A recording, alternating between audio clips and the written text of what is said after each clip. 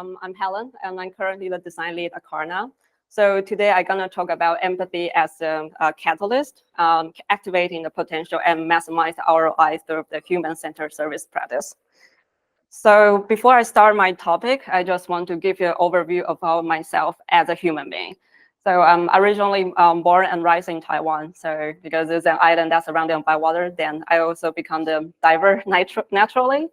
And because of the job opportunity, I also have the chance to live abroad in Italy, China, and then now in Germany. It has been 5 years.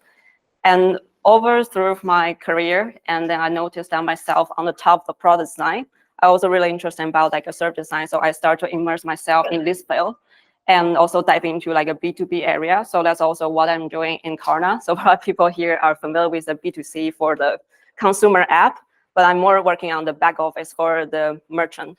So all related to like a merchant journey, merchant experience in Klarna.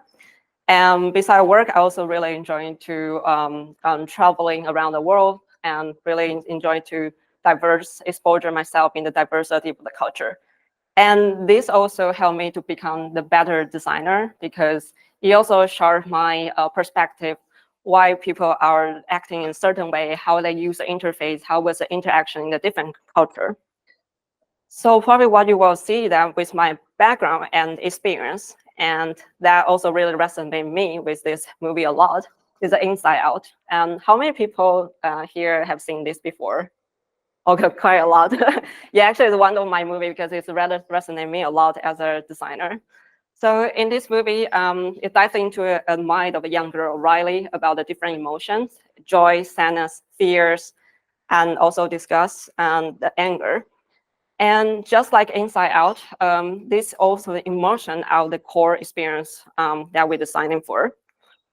And I remember one of the quotes that was said by Joy is, do you ever look at someone and wonder what's going on with their head? And as a designer, I also asking myself constantly is what's going on with our users' mind? So over years, I also realized that if you can put yourself in the shoes of the user, being empathy, and it's not just a tool for the designer, but it could also be a business strategy. Because if you can put yourself in the shoes of the user, you can also design a solution that can tailor to their experience, being more personalized, and create a solution that it fits to their needs. So, and if you can create a satisfaction, then you can also increase the ROI in the end because of the engagement and satisfaction that you increase. So here's the topic that I'm gonna talk today. So first is about like how was empathy can play the role in the business and ROI. And also designer, probably people are more aware of designers more like creative person, but actually we are playing a different role in the cross-functional team. So I'm gonna talk about how we play as psychologist role or scientist role in the team. And then I think there are also like a two perspectives that drive the business ROI. One is from external, one is from internal. So I'm gonna talk about the way how we work and also how the work that we design can impact to the ROI eventually. And the last part, I will cover about more about again of the number, how it will translate into the number instead of just the tuition as a design that people usually consider about. So let's start with what is the empathy in the business. So empathy in business meaning that you always can think from the lens of the user. And by understanding their frustration, desire, and the motivation, and then you will be able to create intuitive experience around them and improve engagement and satisfactions. So what is important for empathy is that you need to be like very laser focused who are you designing for. And the better you are laser focused, meaning that you are also being more successful with the product. When I'm saying that is that maybe you can choose a persona or even it's the same category of user, probably they also have a different of the desired motivation or goals because of geographic difference. For example, at Klarna, I'm designing for the merchant journey as always in the past almost 4 years now. And for the merchant, that we probably also have a smaller merchant who are more like a solopreneur. So they are manage their order from the customer by themselves. They are playing the gross marketing strategy by themselves, run all the business by themselves. And or we also have a super extreme spectrum, which is like a big merchant like H&M or Nike. And they probably also have, they will probably dive into like a different role because of like big organization. You will have like marketing people that was taking care of marketing strategy. And you have like people who are more on the tech and are more focused on maybe like playing with the platform, using the platform day by day.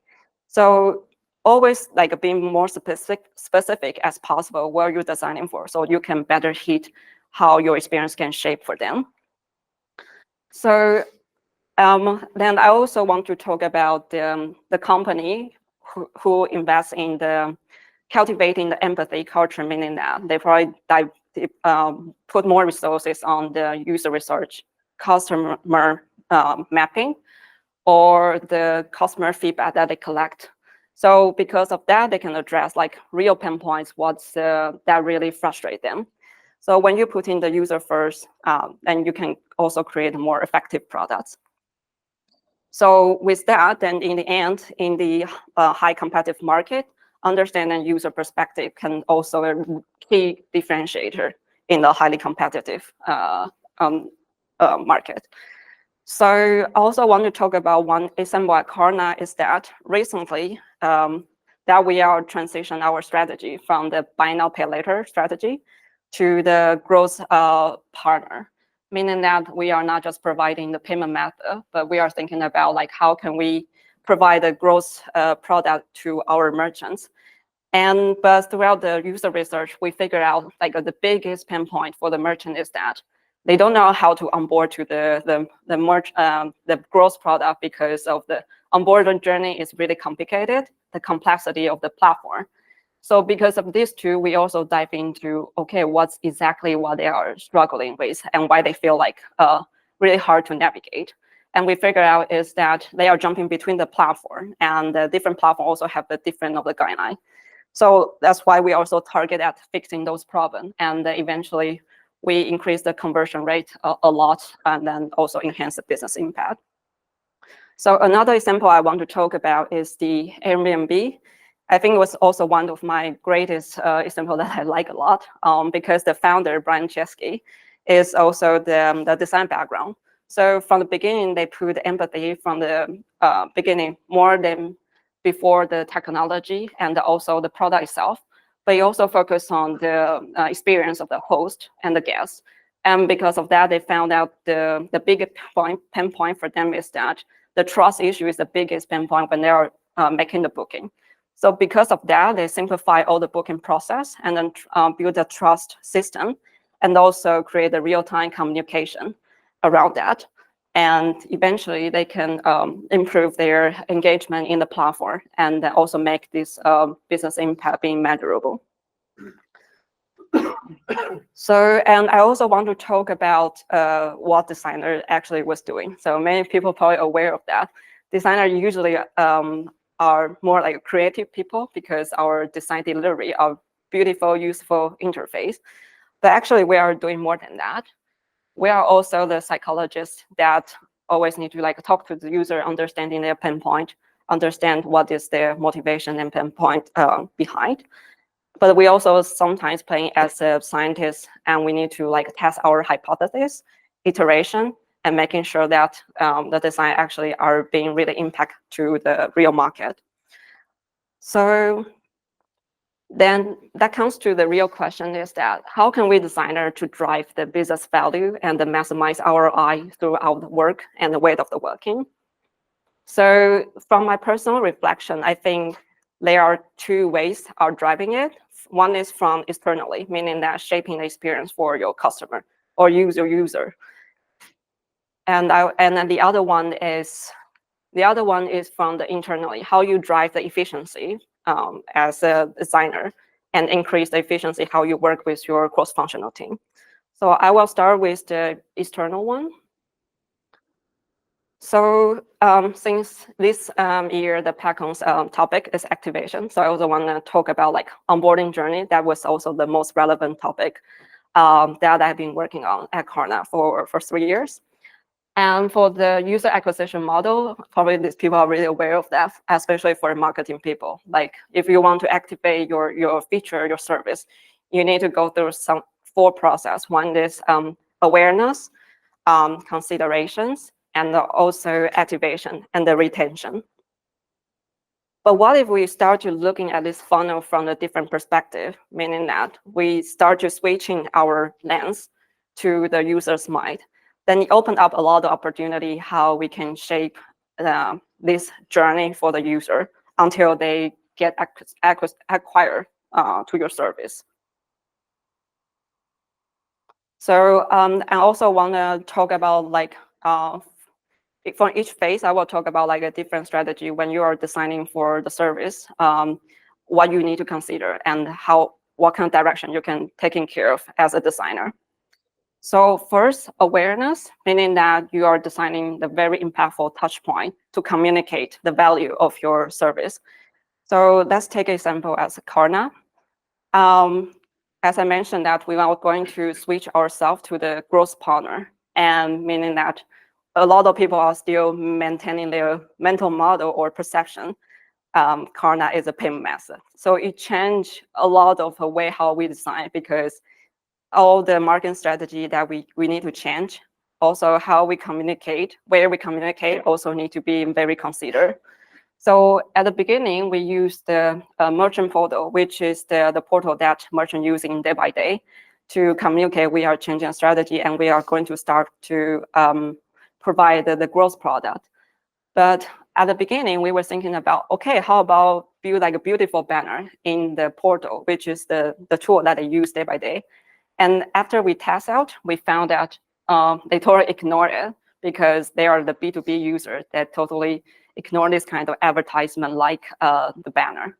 So that also helped us to change the strategy. Instead of this kind of the passive approach, that waiting for the merchant to discover that we provide the new things. And we change the approach to the proactive one. So we show them those like features in the beginning of when they are landing in the portal, and they actually increased a lot of like exposure and the conversion rate in the end. So always think about like how you can design your touch point effectively, and also keep in mind about like a brand consistency and how you can target at your communication about the value.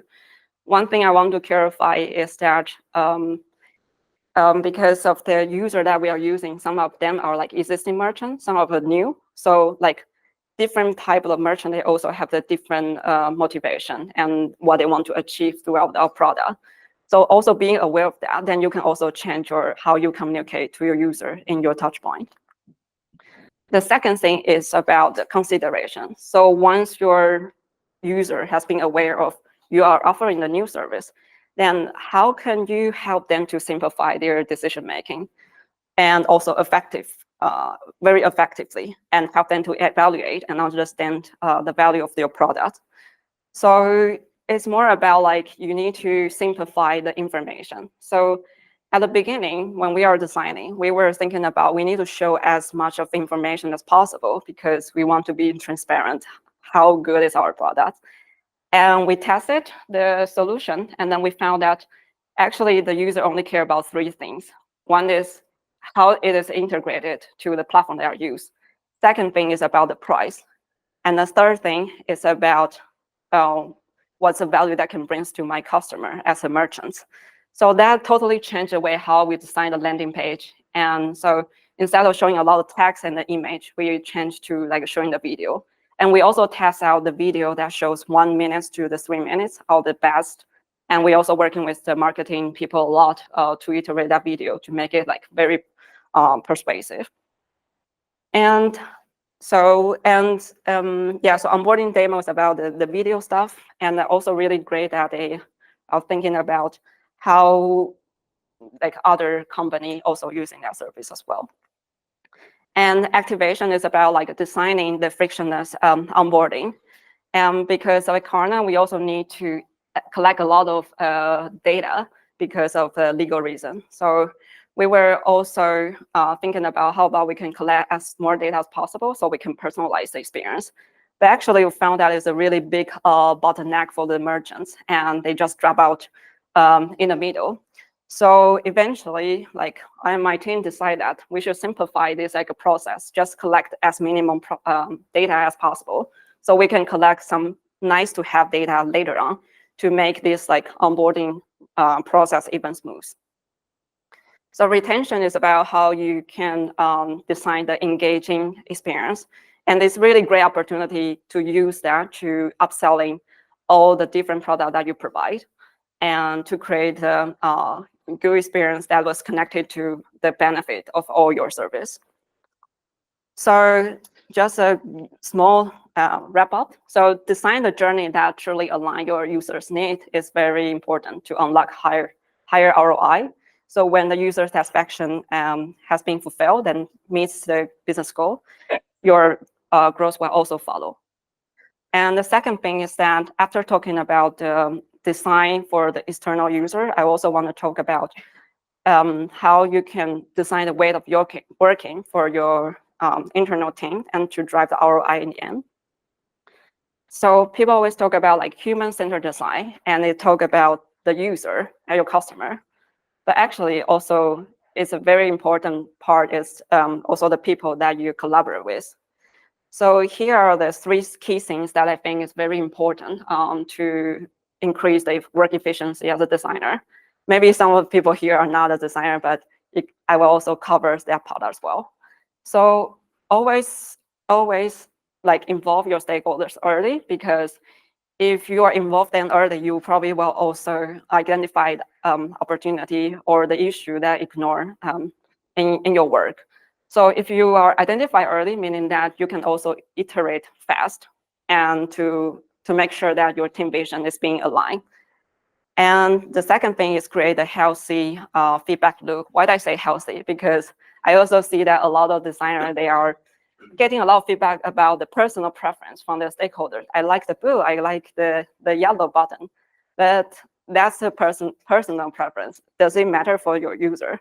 So it's more about like provide more constructive and then feedback, and then thinking about if it's connected to your business goal.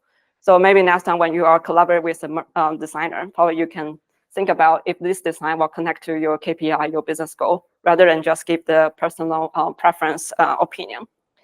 And third thing is about encourage the prototyping and also testing early. It doesn't mean that you need to always wait for like a high fidelity design to be tested. It could be also like low fidelity, like a wireframe. Just make sure that your prototype is communicative enough to de-risk before your product launch. And how does it connect it to the ROI? Meaning that if you can collect your feedback early, and then you can also iterate your stuff early, and then you can reduce your development and the rework costs down as well. So here are the two things I want to talk about for like external and internal way of working, and also the work that you can do to drive ROI. So then how can we assess the value of the design and effectiveness of the design? So it's all about like translating your user experience into the business value. And it comes to one thing that I want to talk about. Based on the report of the McKinsey, there are 50% of the team, they don't have objective way to assess the output of the design. And also there is no way to link the design to the business health. So then what can we do as a designer or drive the things in the company is that being the analytics leadership while you are doing something intuition or creative stuff. And it's about like choose like wisely what you're gonna measure, and also calculating the ROI. So choose what you measure, and I will provide like some of the questions that you can going back and asking your team to get alignment.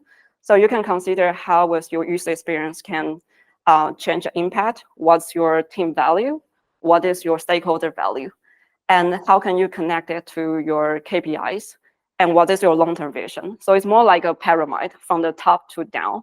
So top, you think about like what is the long-term vision that company want to achieve, and then to the down, think about then eventually what you want to bring the value to the user.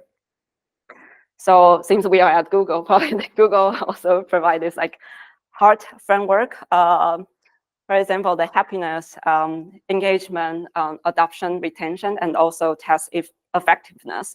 They all have this popular metric as an example. So you can also check internet and to dive into the details and choose the right metric for your team. So there are so many metrics that you can choose. Probably eventually you will get a 5 to 8 metrics in the end. So just take back to the example that I mentioned earlier about onboarding journey that we're designing for merchant. So we also come up a lot of like US metrics that we want to track, like time for complete onboarding completion rate, also customer satisfaction rate, and also the support ticket reduction rate. And then people were asking, like, then how can you prioritize those metrics? What is important? So I think there are 2 things you can consider. One is your business goal. So consider that if your goal is about like growth, then you probably will focus on activation rate. If your goal is more focused on reduce the cost of the support ticket, you probably can focus on the support ticket reduction rate or churn rate after the onboarding. And the second thing you can consider is the stage of your product life cycle. So if you are early in your product life cycle, maybe you can focus more on the time for onboarding. And if your product is more like mature, then you probably can focus on the churn rate post onboarding. So instead of just this US metric that I mentioned, and there are also something that you can also consider, because when you are doing the impact to the customer or merchant side, you can also consider about thinking about from the service perspective. You are also reduce your supporting ticket at the same time in the back side.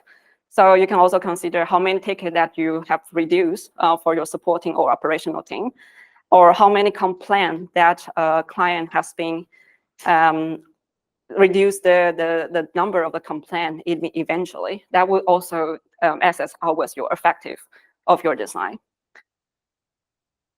So like good design is not just about the intuition, but it's a measurable. So there are 3 key things that I would love you to take away.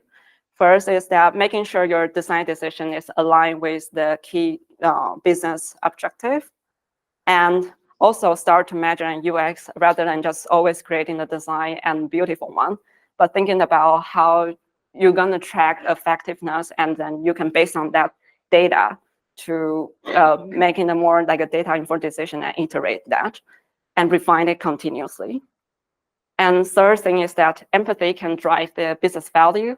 So it's not just about like design principle, but there's also the business strategy that can foster the long-term success. So final thought, empathy for the user is also fuel for the business growth. Thank you.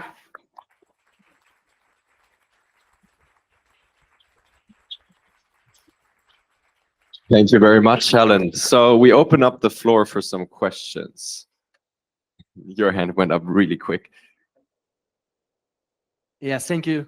You mentioned that sometimes you are acting like a psychologist. And my question is, do you have professional psychologists who are involved in designing process and development process, or it's always based on your personal experience or lessons learned? Yeah, so in my past work experience, we don't have like a dedicated psychologist. So because of the work resources, they always trying to, like minimize the team as possible. So like people need to play a different role. So like, for example, at Klarna, that we don't put a lot of resources on the B2B side, but more focus on the B2C. So like a user researcher are also based on there. And for us, a B2B doesn't have a user researcher or psychologist, then we need to play the role on that. So that's also a reason why we also need to like expand our scale, like sometimes to play the different hats. Yeah. We have some time, so we'll get to all of your questions. I'll start here. Hi, thank you so much for the presentation. It was really interesting. I would be curious to know if you as a designer had ever had to make a compromise between business metrics and sustainable design, if you ever had to think about impact on users when it comes to retention time, if you think, if there has been, if you've been in a position where you had to argument against the business metric, saying, for example, we don't want our users to spend 5 hours on Instagram, we want them to have a healthier, let's just a stupid example. How do you combine those two when you're talking with business people? Yeah, so for this, that kind of trade-off is quite common. So because we are always working in the cross-functional team as always, and especially involve these business people that you mentioned. So I can talk one example is that for this onboarding journey, the same, because we want to charge the merchant for the growth service that we want to provide. And at the beginning, like business people saying that, okay, we should ask them to pay from the beginning. And then for the designer was like, okay, but they haven't seen the value. Like why should they pay upfront? So like we have those like arguments. So like usually my approach is that both of us are not a user. They're the user talk. Like merchants are a user. So I will go and talk to the user and do the user testing and then record what I discuss with the user, and then show that to the business people saying that, hey, this is like what we users say. And eventually when they hear what they say exactly, and then they hear the video, they start to a little bit like, okay, soft down, and then thinking about like, okay, then how can we iterate that? So eventually, the user exactly saying that, okay, I didn't see the value yet, and I also don't know how the platform look like, why I should pay now. And especially we test with a German user, so they also mentioning that I'm very alert when there's like a payment thing pop up. Like it's kind of like police high alarm. Like I need to be very cautious about it.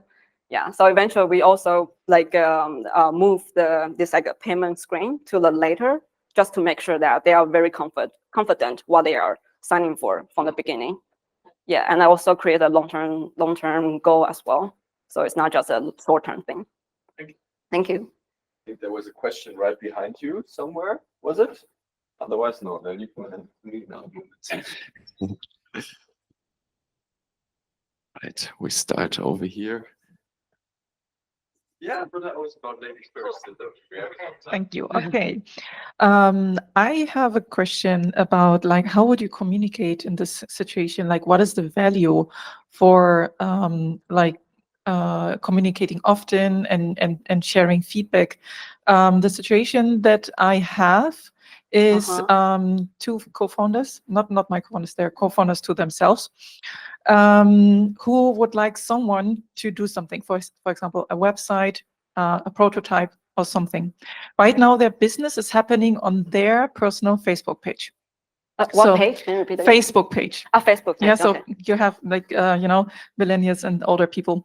And so they want this business to be happening on a website that should act as a new platform. But when you are creating value, you would like to measure it as well. So since it's happening on their personal website, on their Facebook page, how do you convince them to share user feedback?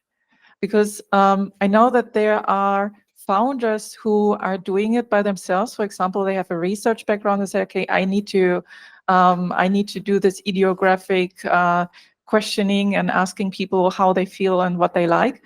But there are also founders who don't have that scientific background and just say like, I have a product and I would like people to like that. And how do we convince them to share the feedback if it's really liked or not? Because you still have like designers and programmers who need to act on that feedback, but don't get that feedback because the value might not be understood. How would you go about that? So just to clarify, so it's meaning that the people that you want to collect feedback from, they are not willing to share?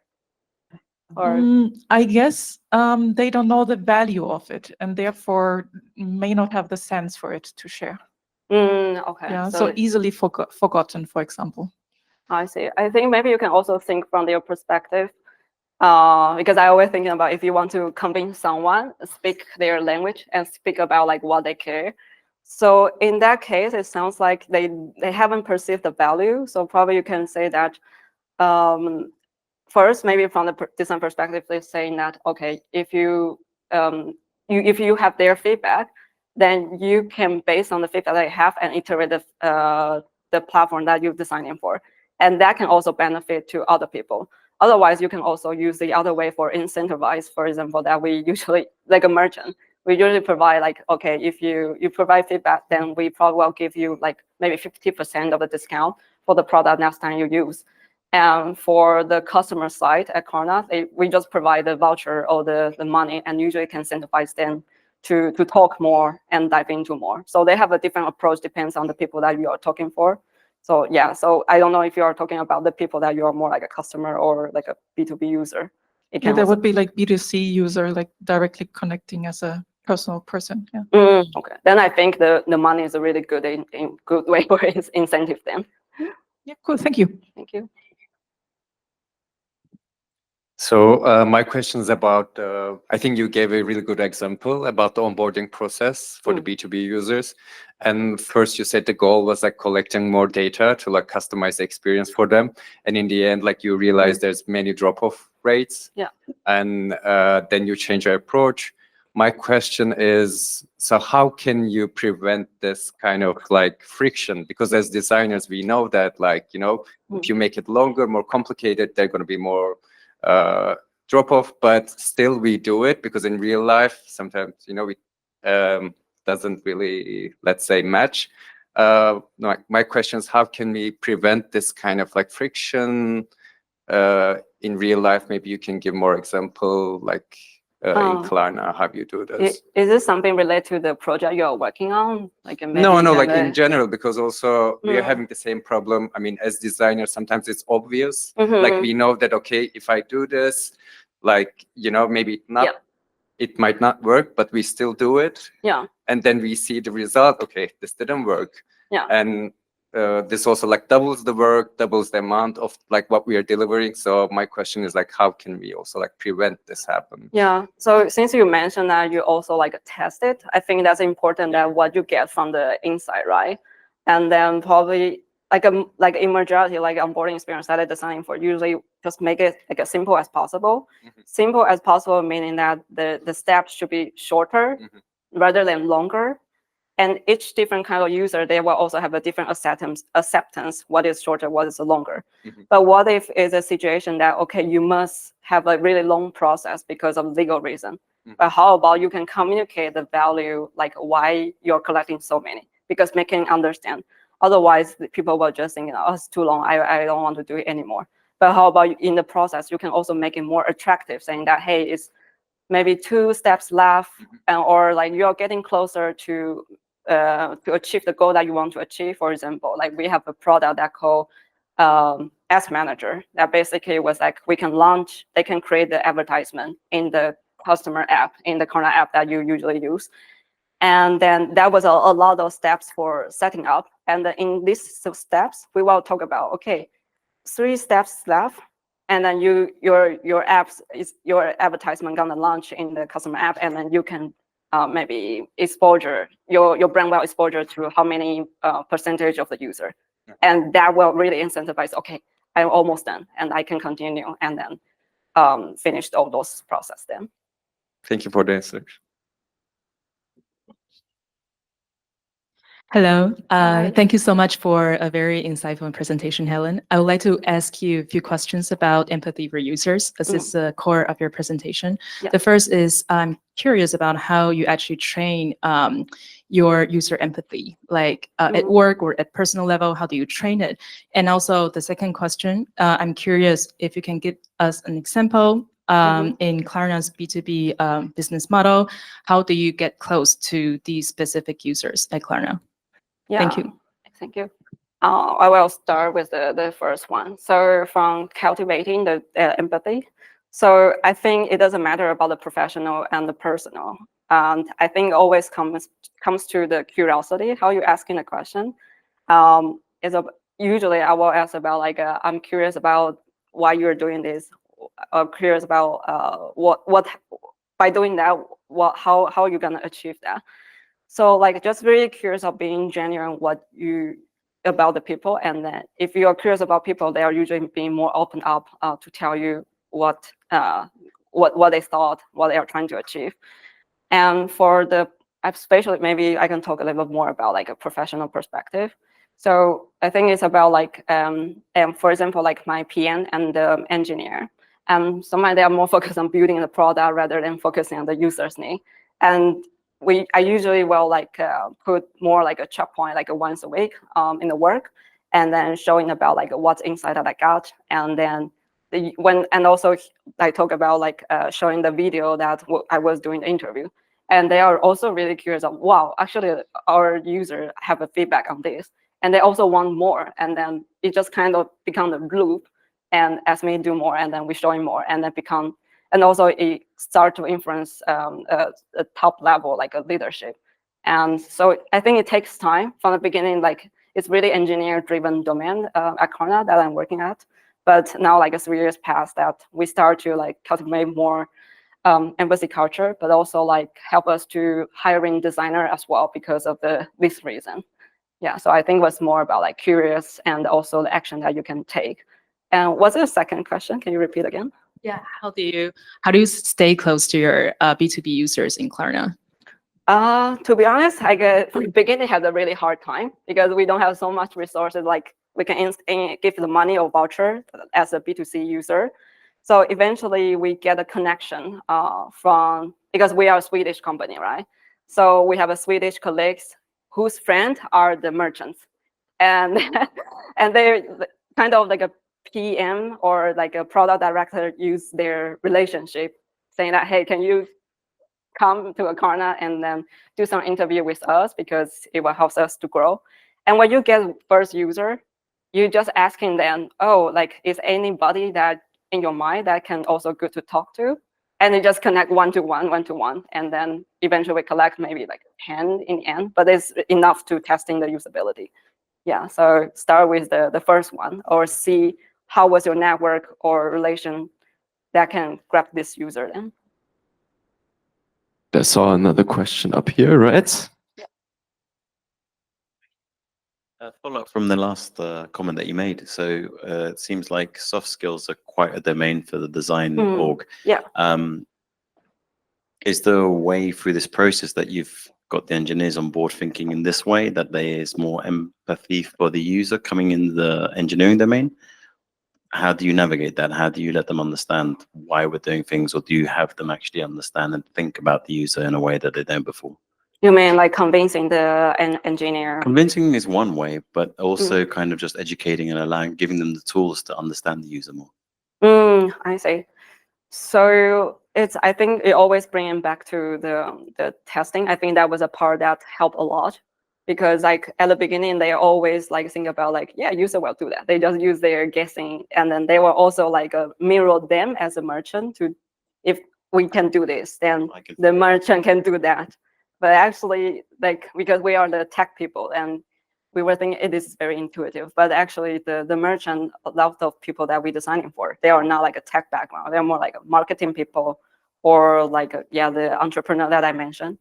And so it's more about like showing the proof from the user testing, showing like how they interact with them and how much struggle with their face.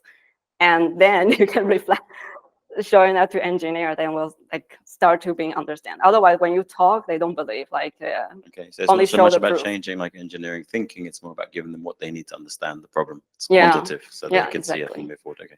Yeah. Cool. Thank you. Amazing. We have time for one final question. If there's another question from the audience, anyone? We do have one more. Hi. Yeah. Hi. Fascinating presentation. Thank you. I was thinking about with the adoption, one of the core challenges we face is the user is not necessarily the decision maker. I was wondering if it's in a B2B context. Yeah, exactly. And I wonder just how you deal with that in your work, because it must be a thing there too, with the bigger companies at least. Yeah, so it's also the same situation as well for us. The people who are using the platform is not the people who paid the bill. So usually we were trying to first, of course, if it's about like usability, we will just talk to the people who use the platform.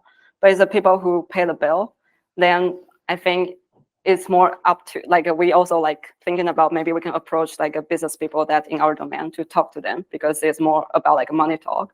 So that was the situation right now. Yeah, so like so designer usually will not talk to the people who are paying the bill. Yeah, we are focused on like people who are using the platform. Yeah. Great. Any further questions from the audience? Doesn't seem like it. Then please give it up one more time for Helen.